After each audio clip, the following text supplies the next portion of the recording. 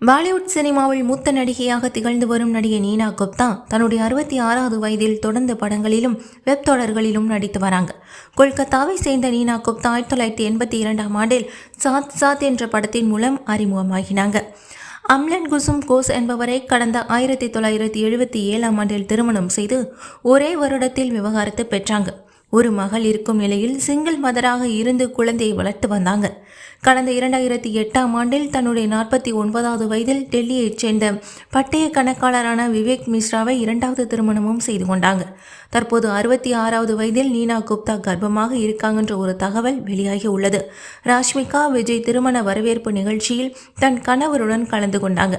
அப்பொழுது அவரை பார்த்த பலரும் நீனா குப்தா கர்ப்பமாக இருக்கிறாங்க அப்படின்ற சில வதந்திகளும் பரவியது. இதை பற்றி நீனா குப்தா என்ன சொல்லியிருக்காங்கன்னா, இதுதான் தேவை, இது நிஜ பதாய் ஹோ, எந்த நல்ல செய்தியும் இல்லை, நான் கர்ப்பமாய் இல்லை. இதற்கு காரணம் என்னுடைய எடை தடித்து காணப்படுகின்றது. அதனால்தான் நான் கொஞ்சம் உடல் பருமனாக இருப்பது போல் தெரிகிறேன். அதே சமயம் இந்த வயதில் நான் கர்ப்பமாய் இருக்கின்ற போன்ற வதந்திகள் எனக்கு பிடிச்சிருக்கு.